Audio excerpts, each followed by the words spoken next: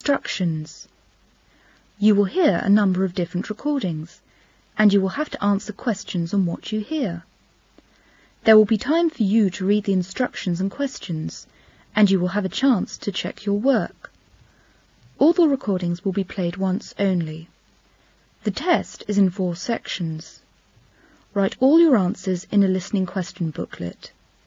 At the end of the test, you will be given 10 minutes to transfer your answers to an answer sheet. Now turn to Section 1. Section 1. In the first part of Section 1, you will hear a weather forecast in London and the southeast coast of England. As you listen, fill in the table. Now you will have some time to look at questions 1 to 4.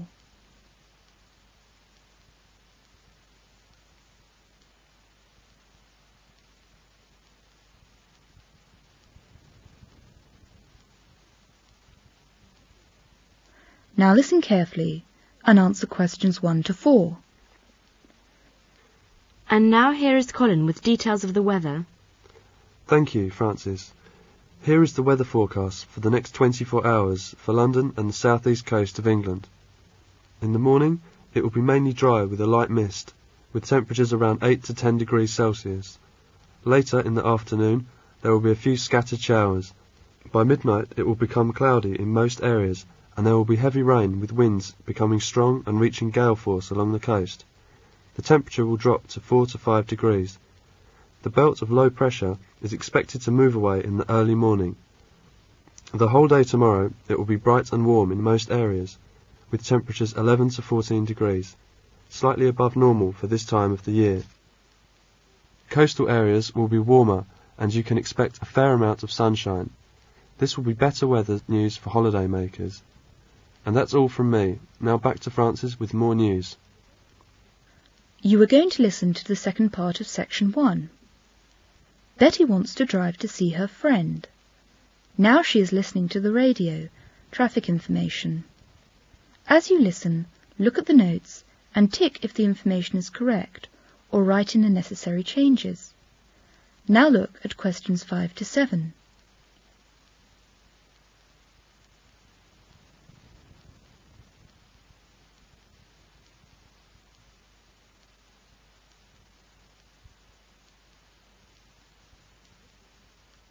Now listen carefully and answer questions 5 to 7.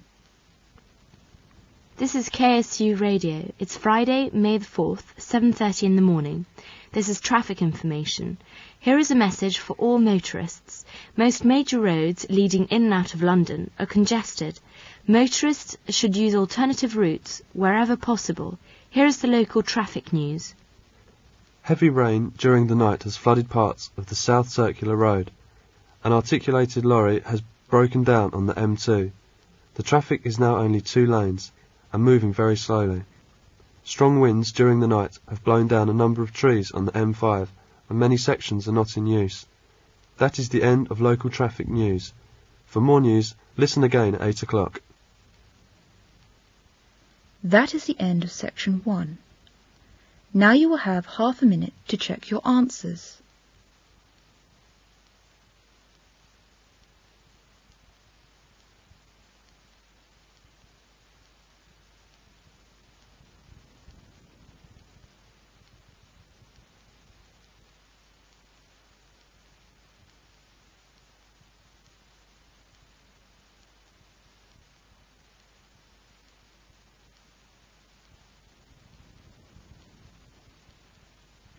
Now turn to Section 2.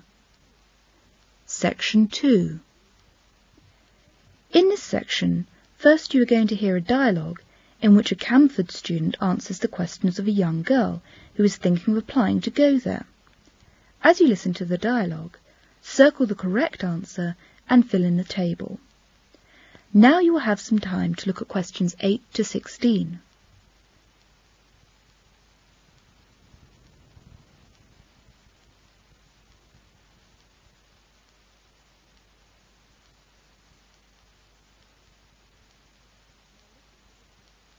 Now listen to the dialogue and answer questions 8 to 16. You're a student of the University of Camford, aren't you? Yes, I am. I'd like to apply to go to this university. Could you tell me something about it? Certainly. What would you like to know? Well, for a start, what's the campus like? It's large, it's spread out, and it mainly consists of medieval colleges, but it's in the middle of a larger manufacturing town, so there's a lot of traffic. And what about the student accommodation? It's mainly in colleges on the campus. Is it? And how do you find the rooms? They're old and quite charming, but they're expensive and badly heated. How about the study facilities? Very good. In the main building there are 30 study rooms accommodating 20 students in each, and 4 large lecture rooms. All are air-conditioned. Each lecture room is equipped with film and slide projectors and a screen, a closed-circuit TV and tape recorder wired to central speakers, and an overhead projector. Each study room is too equipped with a closed-circuit TV and overhead projector. And the computer centre? What's it like? Oh, it's well equipped. There are 60 computers in the centre. They are all available for student use. The computers are in constant demand, so you need to book in advance. You can reserve a computer for 3 hours at a time. If you need to print anything, you may use one of the 6 laser printers. There's always someone in the centre for advice, or in case something goes wrong. And how about the laboratories? They are large, they're quite modern, and they're well equipped. I see. And the libraries? Can you tell me what the libraries are like? Well, they're generally well stocked, and there's a lot of historical manuscripts, science, social sciences and arts books. But the sitting accommodation is limited. How about the health centre? It's not very big, but well staffed. There are medical and dental units. You can always have immediate attention. And the cultural facilities? There is a small university theatre and 2 art galleries. Thank you so much for the information. Now listen to the second part of this section. The young girl, Debbie Milan, applied to go to the University of Camford. She has been accepted by the university.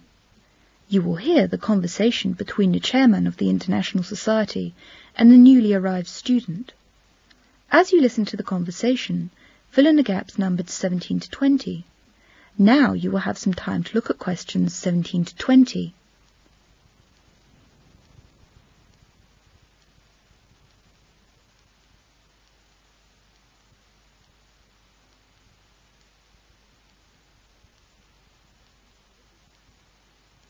Now listen to the conversation and answer questions 17 to 20.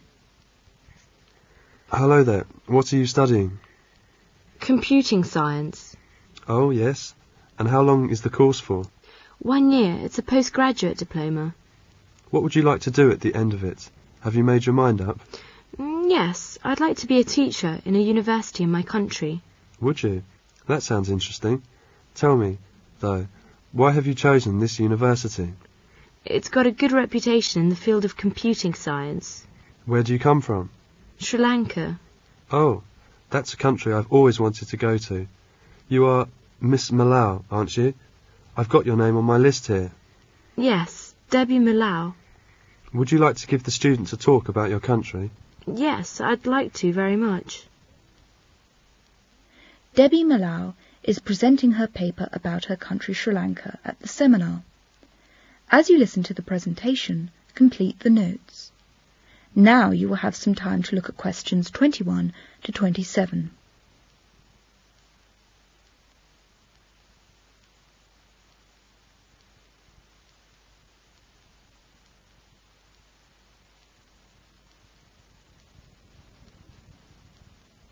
Now listen carefully and answer questions 21 to 27. Good afternoon, everyone. Today I'm going to talk about my country, Sri Lanka. It is an island with an area of 25,332 square miles and a population of 12,510,000 people. It is just smaller in area than Scotland. The island of Sri Lanka lies off the southeast coast of India and is separated from the mainland by the Palk Strait. People who live there sometimes call it by an old name which means Golden Island. Sri Lanka is considered to be one of the most beautiful countries in the world. What is the climate like there? It is totally different from the climate in Britain. Britain has a temperature climate. As Sri Lanka lies not very far north of the equator, the climate of the island is tropical. It is hot all the year round. Heavy rains fall during the monsoon season, making the climate hot and humid. Consequently, vegetation grows dense and thick, and the jungle is so impenetrable in parts of the island that it is difficult to proceed without cutting a path with a machete, a large, heavy knife with a broad blade. Although the main centres of population are in the flat, fertile coastal regions, many people live in the mountainous country inland. This area contains mountain peaks, such as Adams Peak and Mount Pedro. They are twice as high as any mountains in Britain, but in spite of the mountains and rough terrain, the communications are good, and it is easy to travel around the island by road and rail. There are 4 airports, the main one being in Bandaranaike, situated 34 kilometres, 21 miles north of Colombo, the capital of Sri Lanka. Okay, I'll leave some time to you to ask me questions. Are there any questions? What about the natural resources that you have in Sri Lanka? Sri Lanka is rich in natural resources. The main natural resources are rubber, tea and coconuts, and they are on the island's most important exports. Rubber is produced in the tropical forests, and tea is harvested on the slopes of the inland hills. Coconuts grow in abundance. The sea is rich with fish, which the people catch in small boats with large 3-cornered sails. What sort of food is grown in your country? In Sri Lanka, rice is grown for local consumption. We eat rice because the main diet is rice and fish. But we also have potatoes, vegetables, and almost all the items you have here. What about the animals? Do you have any special animals in Sri Lanka?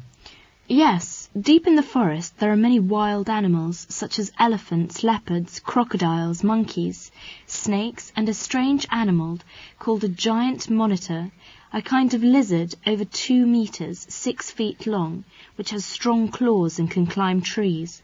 There are also many rare birds, which are hardly seen anywhere else on Earth. Well, if you're interested in Sri Lanka and still have questions, you may ask me at any time after the seminar presentation. Thank you. That is the end of section 2. Now you will have half a minute to check your answers.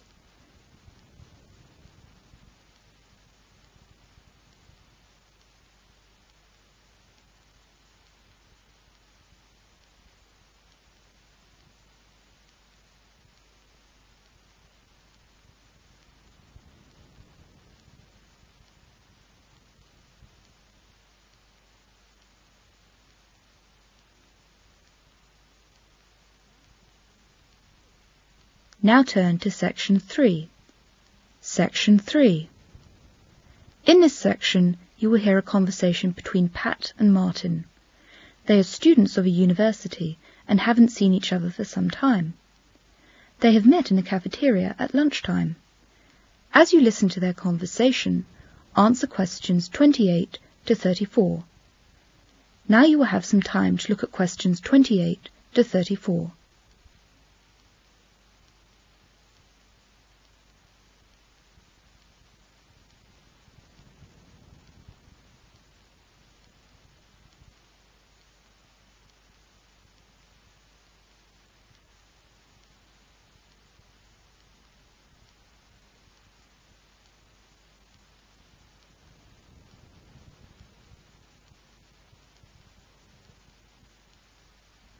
Now listen to the conversation and answer questions 28 to 34.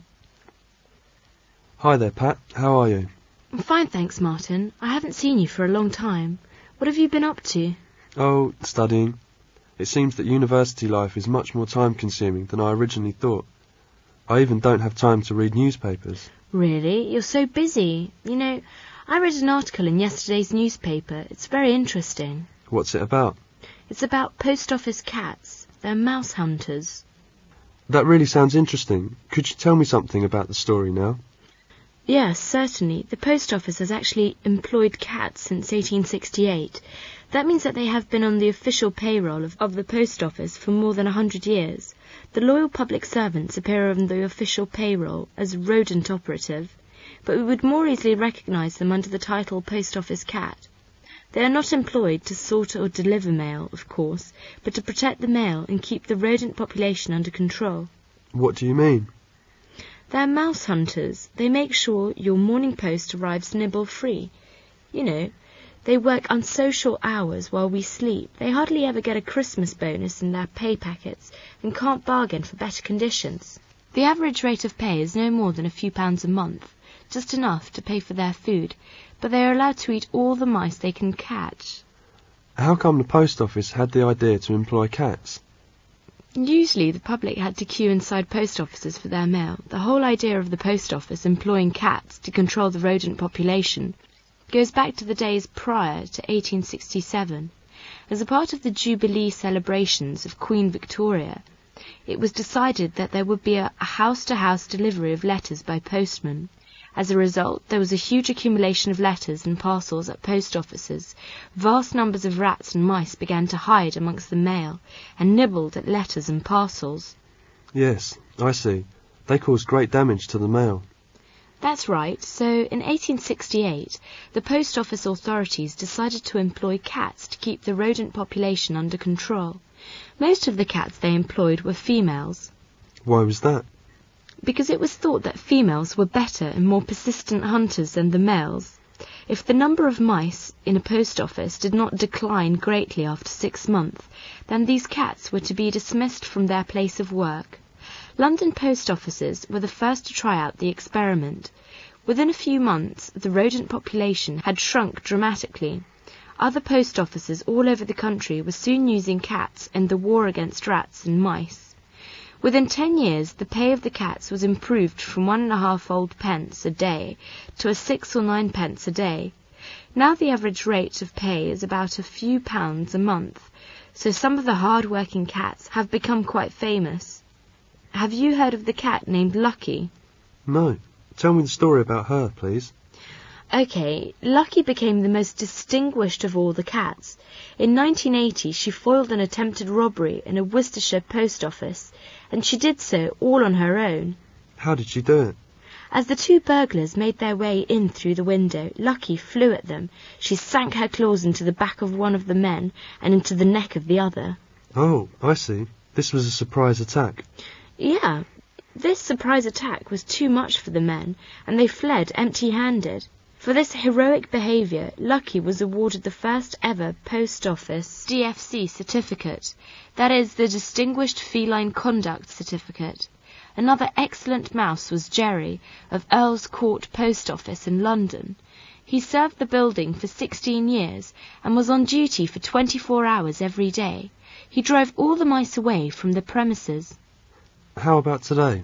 Does the post office still employ cats as mouse hunters? Well, there are fewer cats employed by the post office than at any time in the past. Their profession is yet another example of a profession laid low by the advances of new technology. With the faster movement of the mail and more hygienic surroundings, post office cats are not always needed to keep down the rodent population.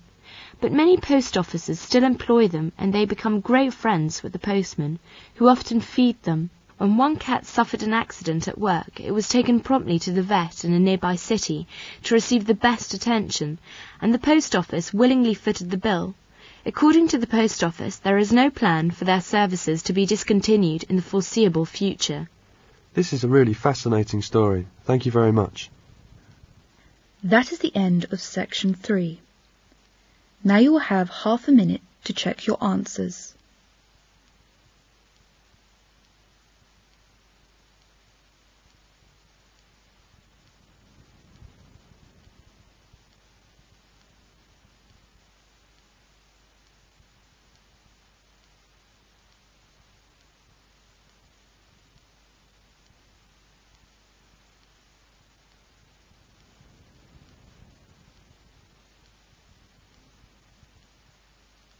Now turn to section 4. Section 4. In Section 4, you will hear a lecture about Esperanto.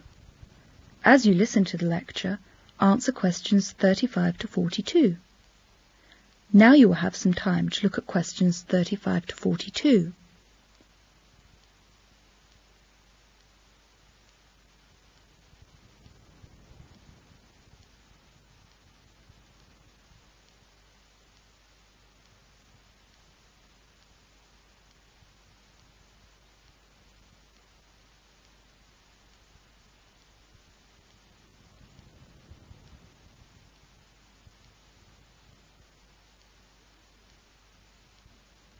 Now listen to the lecture and answer questions 35 to 42. Good morning, everybody, and welcome to our lecture. It's a good pleasure for me to welcome Professor Nesbitt of the University of Edinburgh. He is going to give us a lecture about a world language. Professor Nesbitt, please. Today I'm going to talk about languages, or more specially about a world language. What would the world be like if everyone spoke the same language? Would we understand each other better and be more sympathetic to each other's causes? I'm not talking about everyone sharing the same first language, but sharing the same second language. And I'm not talking about English, but Esperanto. That's spelled E-S-P-E-R-A-N-T-O. This is an artificial language. What are the facts about Esperanto? Well, it was invented in 1887 by Dr. Ludwig Zasarus Zamenhof, a Polish philologist. The vocabulary comes mainly from Western European languages, and the grammar is similar to Slavic languages. It sounds like Italian. Esperanto means hopeful, and it was Zamenhof's hope that a common language would promote a friendship and an understanding amongst all people of the world. His inspiration is summed up by the Esperanto term interno indio, which means central idea, and it is an idea of human peace and justice. I think Esperanto will become the world language in the future. Esperanto is taught in many schools in Yugoslavia and Hungary. China is very interested. About 400,000 people have learnt Esperanto in China.